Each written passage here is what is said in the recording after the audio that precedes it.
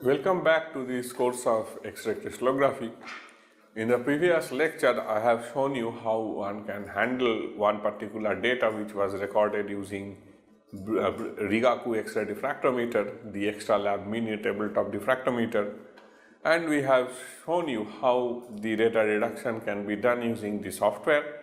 You already have learned the basic background on data reduction before, and then I have discussed about the various files that are generated, like the CIF file, the HKL and INS and P4P files which got generated after the data reduction processes. Now we will try to see how the structure can be solved. So here we have one icon to launch a different platform which is called OLEX2, which is also a freely available software for X-ray structure solution and refinement. You only need to get a registration through your academic email ID from the team, and they will allow you to download and install the software and run on your individual computer. So when you click on that OLEX2 window, it opens a new window for OLEX2. This is a large platform where a large number of crystallographic small packages are incorporated together, where you need access to ShellX as well to run any ShellX programs. So for that you need a separate license to be obtained from the ShellX team led by George Sheldrick from Germany. So for structure solution we use a very well-known software called ShellX. So the ShellX S, or currently it is called XT, is used for structure solution.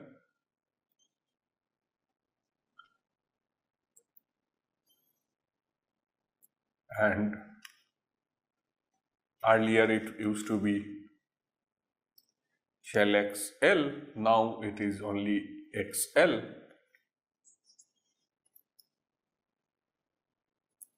Is used for structure refinement.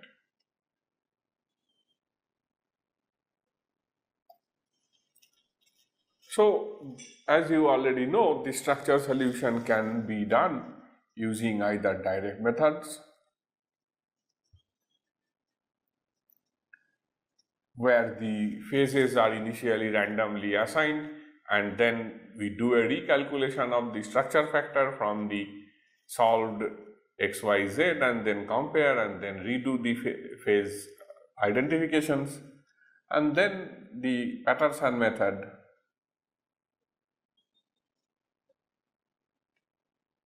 where if you have any strongly diffracting element, heavy element, so then one can use Patterson method.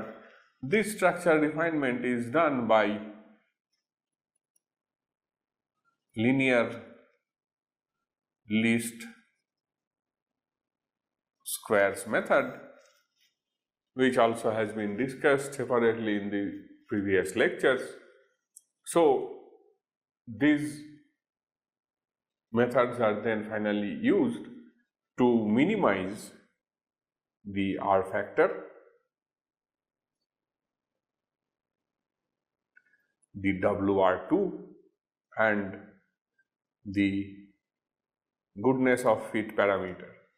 So the R factor acceptable value is less than 10%, WR2 should be as low as possible,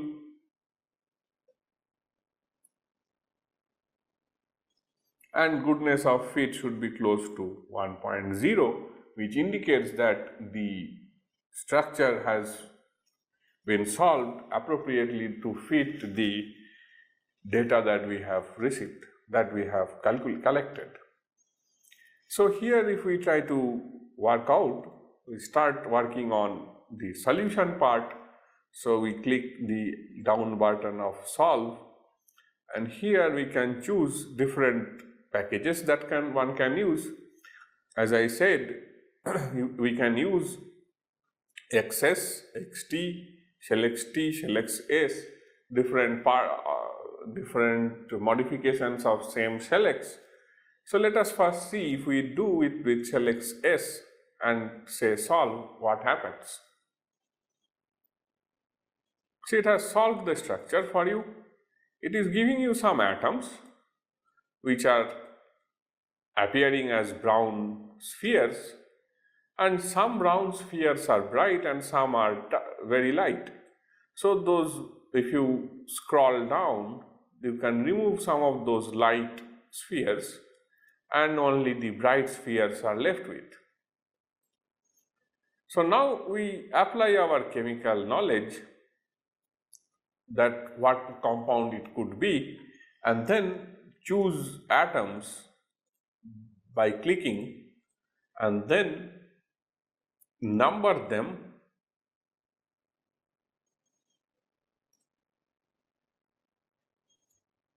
with, identify them as carbons.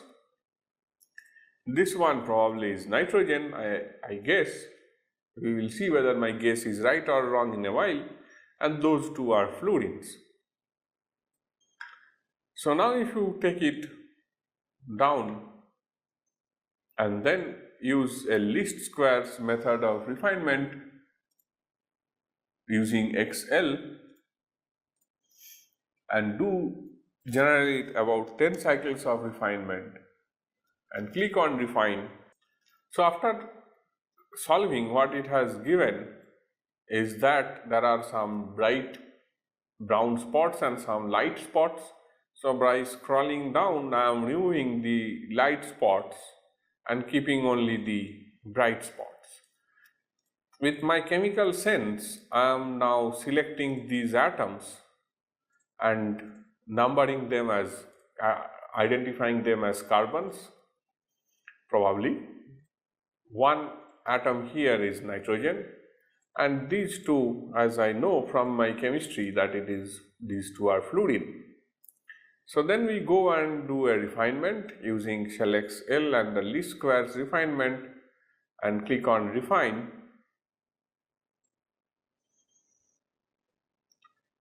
See, the atoms have refined. What are the parameters that we are refining? The structure solution program gave us a set of coordinates for carbon, nitrogen, oxygen, hydrogens and all that. Here there is no oxygen, of course, but that initial set of coordinates are very rough, and then this least square refinement moves those atoms little bit about the coordinates that was found, recalculates the structure factor, compares the structure factor amplitude with the intensity that was recorded, and then modifies these coordinates. So at this point, what we have is the following. If we click on this sphere on the right hand side, which I am showing here, on clicking that, it then gives you the information about the atoms that have been found. So it gives you the numbers, the type of atom, whether it is fluorine, nitrogen, carbon and all that. Then you have fractional coordinates x by a, y by b and z by c. And this number 11 indicates the 100% occupancy. If this atom was sitting on any special position, sitting on a mirror plane or something like that, this occupancy would have been 0.5, which means it would, in terms of software, you would write it as 10.5. 11 means 100% occupancy, 10.xyz means xyz percentage occupancy. And here this parameter is the isotropic thermal parameter, which indicates the basic thermal motion of the atom as a sphere. So at the moment we are considering the atom as a sphere. So this is the current situation with all the atoms. Let us see what happens if we had assigned something wrong. For example, instead of this being carbon, if I had assigned it as nitrogen, and if I had assigned that as carbon, what would have happened? See, this nitrogen is N5 and that carbon is C3. We simply do a few cycles of refinement And what we see is that some electron density has got generated about that carbon. If we look at that corresponding thermal parameters, you see here the thermal parameter of this carbon has gone low 0.010 compared to the other carbon, which is 0.017, and then this N5 has a thermal parameter very close to the thermal parameter of fluorine, which is much heavier than nitrogen. So there is some problem. So if we change it back, make this as carbon, change back that as nitrogen, and then refine, now you see that the residual electron density appears on both the atoms. And if we look at their corresponding thermal parameters, you see N3 is 0.018, it has reduced, and C5 has a similar thermal parameter compared to C4. If you see all the thermal parameters of carbons, they are all very same, and nitrogen also has a very similar thermal parameter like carbon, and fluorine, having 9 electrons, has a much higher thermal parameter. So now at this point, these are all considered as spheres. So if we click on this window, it will do anisotropic refinement. Before that, I would like to draw your attention here that this is Z prime equal to 0.5, which means it is only half of the molecule that is present in the asymmetric unit. So what is the full molecule? If you click on mode, symmetry, and grow, we see that the molecule is growing this side. So on growing, we get to see the entire molecule. So this is the full molecule that we have. But then this particular space group, which is P21 by C, has a mirror plane which is passing through the midpoint of this particular aromatic ring. So here it generates only half of the unit cell.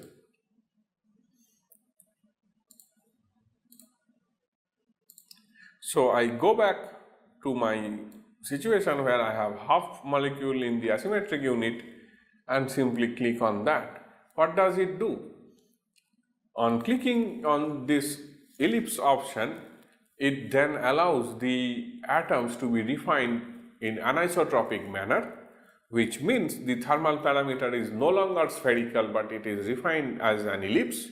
And now you can see all the atoms here are no longer ellipse, no longer sphere, they are now ellipsoids. Those ellipsoids represent the actual thermal motion of all the elements, all these carbon atoms or nitrogen, fluorine, and all the atoms.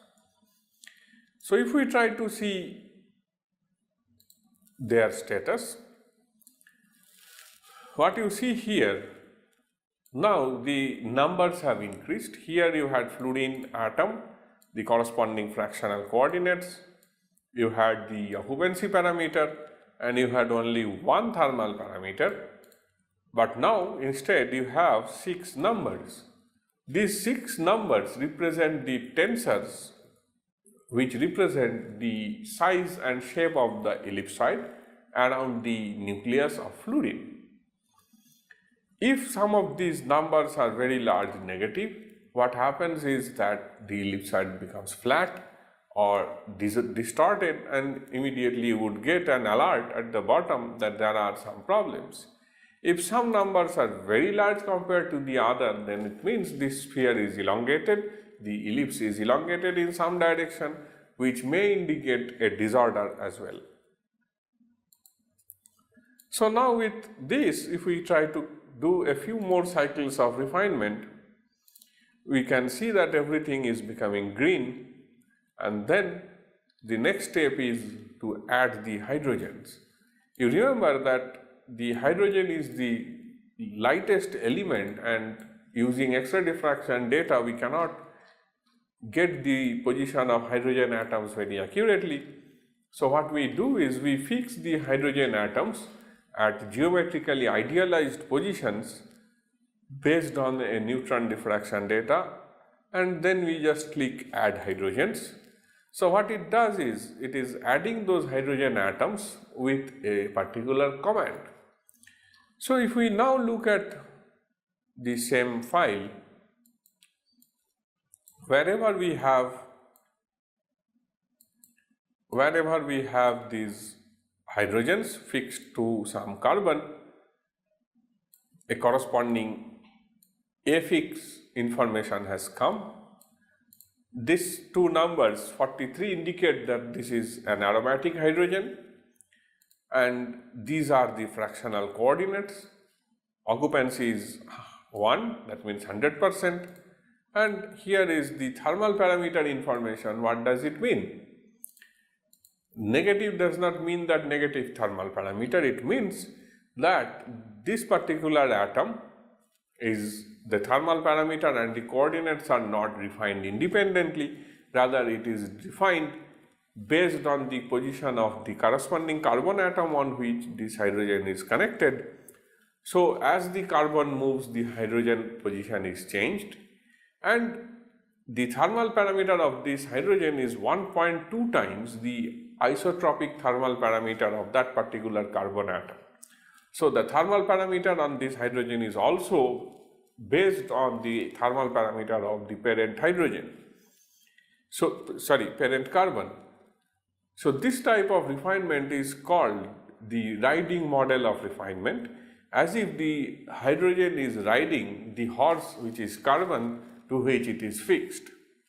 So this riding model of hydrogen is used in almost all the data sets that are done using X-ray diffraction analysis.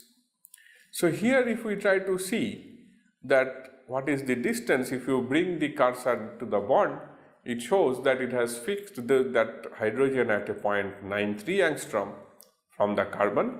So all these being aromatic hydrogens, they are all fixed at 0.93 angstrom. This one is ethylenic hydrogen, but it is, since it is ethylenic hydrogen, it is connected to sp2 carbon. The bond length is also once again at 0.93, and the angle that is fixed is 120 degree, that is the ideal angle of CH. Here the exterior angle for that CH bond, so the angle has been fixed at this. So with the hydrogen we refine a few times, and then we see that the residual density is very low, which is just 0.8 plus and minus. R int is 6%, I by sigma 18, and shift is about 0, which means that there is no change in the coordinates or thermal parameters on successive refinements. The completeness is 99% of the data, and here you can see the R factor for this is about 8%, WR2 is 30%. So with this, actually it completes the structure, solution and refinement part of this particular data. So what next? The next point is to look at the reflection statistics, and you can generate the Wilson plot.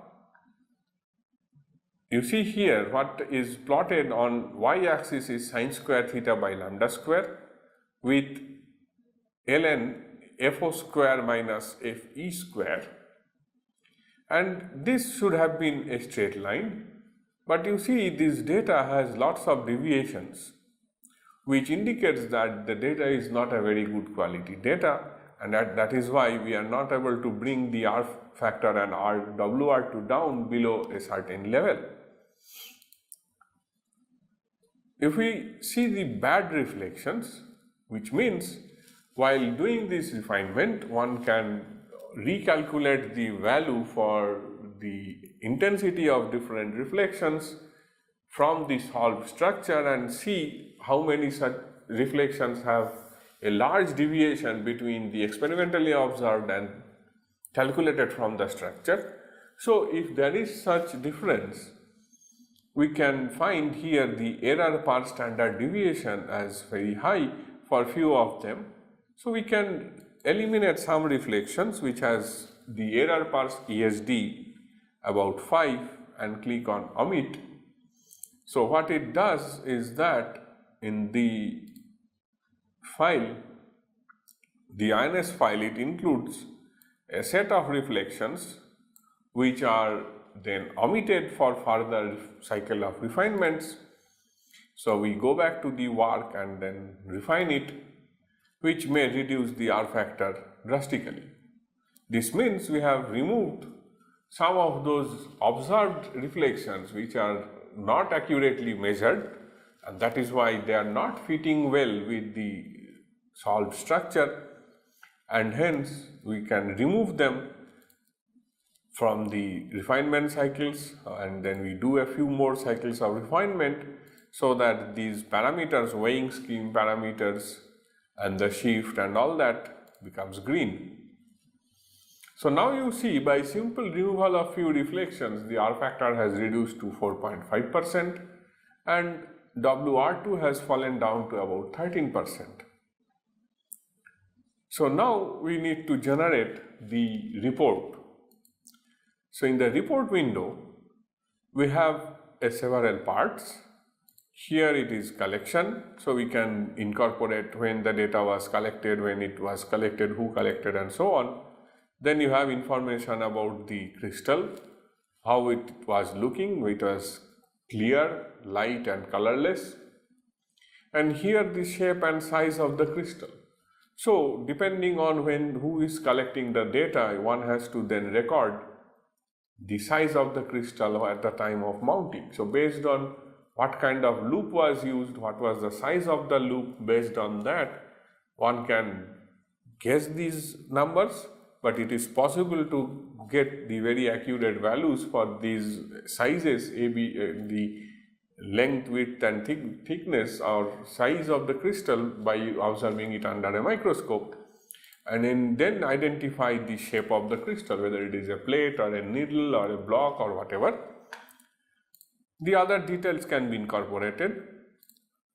Then you go here and then see that it says the diffractometer, we can convert it into, this says actually what kind of CCD it was used, Rigaku Mercury CCD, and the definition file which is saying that it is missing, we can choose the definition file from the data folder where you had the struct and temp and you had this CIF, which gives you the information about the diffraction data, and that 100K is the temperature. The absorption correction details are already built in because we are doing the analysis in the same folder, and these are optional things which one can incorporate. So now if you click on edit CIF info, it then shows you the values for different things which we have already seen. It incorporates a few things like the cell measurement reflections finally and all that. And then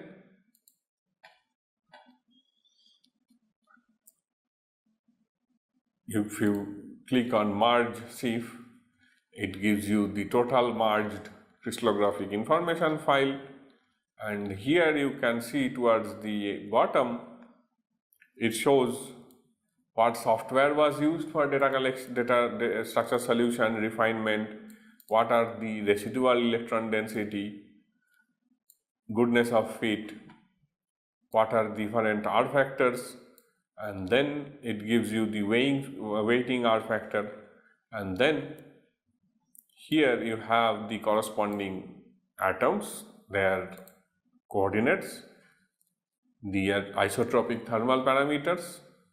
Here they are anisotropic thermal parameters. Then it gives you the bond lengths, bond angles, and then the INS file, and at the end it gives you the HKL file that has been used to do the structure solution and refinement. So if we send this data to International Union of Crystallography for checking, that is the CheckSIF, what they would do in their website is that they will validate this data and give us a report on this particular data, whether everything has been done correctly or if there is anything that has to be addressed. So if you click on that CheckSIF report in the OLX2 window, it takes you directly to IUCR. It says here it is sending the report request. You need internet connection for that. So you can send and get the CheckSIF report, which probably is now here.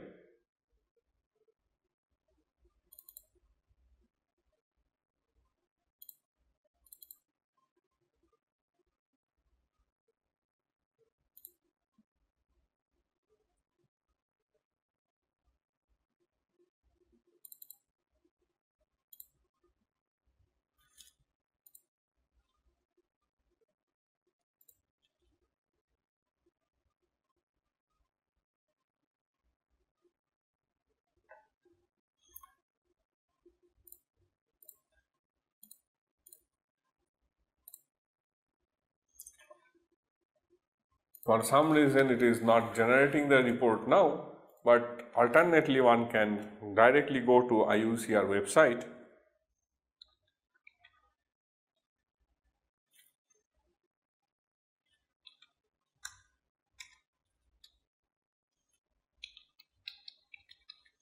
checksif.iucr.org and then submit the SIF file that we have generated.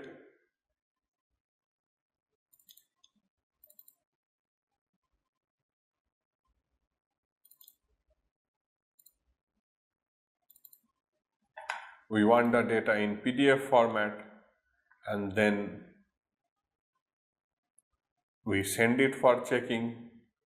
It will ask for a structure factor file, and then it has already taken the structure factor file from the SIF, and it should give us a downloadable CheckSIF report. And here it gives you the report of CheckSIF and Platon. Platon is a software which is also used to calculate the intermolecular and interatomic contacts. So here it checks whether the calculated and reported values are matching. It takes care of the values for RINT, WR2, 2 theta and all that, and then it gives you the alerts.